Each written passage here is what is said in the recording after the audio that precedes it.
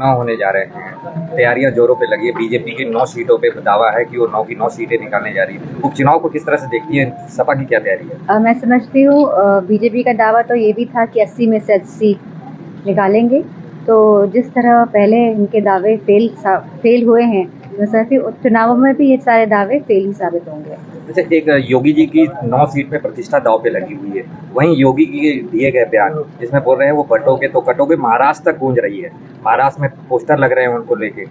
क्या लगता है कितना प्रभाव डालेंगे चुनाव में? मैं समझती हूँ उत्तर प्रदेश की जो लोग हैं वो इस बात को समझ गए हैं कि जो मौजूदा सरकार है वो लगातार अपने इस तरह के बयान से लोगों का ध्यान भटकाने का, जहाँ उन्होंने काम किया है पहले भी और लगातार करेंगे। लेकिन आज जो युवा है वो केवल चाहता है कि उसे रोजगार और नौकरी मिले। आज जो हमारे उत्तर प्रदेश की बेटियां, बहुएं, बहनें जो हैं वो चाहती है कि बेटियों को सुरक्षा मिले, और हमारे जो किसान हैं वो चाहते हैं कि उनको खाद मिले, सस्ती बिजली मिले। उन पे बातों से कोई फ़र्क होने वाला नहीं है।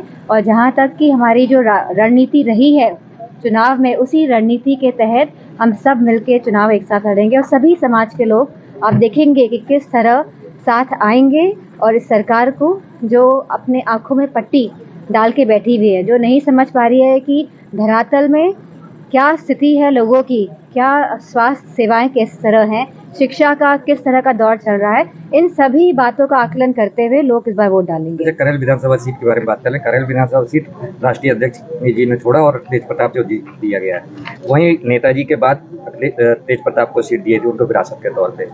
क्या तेज प्रताप यादव बाई इलेक्शन के लिए ही है नेता की डायरेक्ट इलेक्शन भी कभी लड़ेंगे? बात इस बात की नहीं है, ये तो समय ही बताता है कि कौन कहाँ चुनाव लड़ता है और किन परिस्थितियों में चुनाव होते हैं। हमारी पूरी कोशिश रहेगी कि करेल विधानसभा सीट हम ज़्यादा से ज़्यादा मतों से जीत के आए। भाजपा अभी तक प्रत्याशी नहीं दे पाई है और अरिजीत का दावा नहीं, अच्छा है वो समझ के और आकलन करके और परिस्थितियों को देखते हुए अपने प्रत्याशी देना चाहती है, तो सभी पार्टी करती है, ये प्रक्रिया रहती है। अच्छा, एक आखिरी सवाल मैडम, कि चुनाव में देखा जा रहा है, पिछले 2 चुनावों को देखा गया है कि एजेंडा कहीं नहीं मिल रहा है, विकास की बात नहीं हो रही है, धर्मों के आधार पर चुनाव के।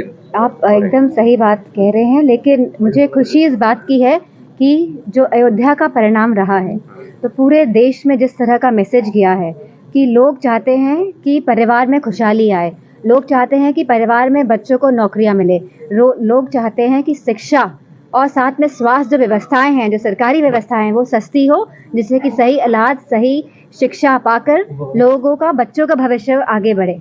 तो मैं समझती हूँ इन्हीं सब मुद्दों पे चुनाव लड़ा जाएगा और आज के जो मतदाता हैं जागरूक हैं, सब बात समझ रहे हैं। खास तौर से मुख्यमंत्री जैसे लोगों की कटोगे बटोगे, ये देश के लोगों को इस तरह का बयान देना, किनके बीच में कटोगे बटोगे की बात करते हैं आप? हमारा निवेदन है कि सभी समाज के लोग एक साथ आएं और ऐसे लोग और ऐसी सरकार और ऐसी सोच जो हमेशा बांटने का काम करती है, जो देश को बांटने का काम कर रही है, जिनकी जो सोच है वो नकारात्मक रही है और रहेगी, क्योंकि जो मानसिकता है, जिस तरह की जो बयानबाजी देते हैं, तो मानसिकता का पता चलता है लोगों की। और हमारा कोई भी किसी से भी हमारा कोई विरोध नहीं है, लेकिन हमें समझना होगा कि इंसान की क्या मानसिकता है, क्योंकि जैसी मंशा होती है वैसी वह कार्य करते हैं।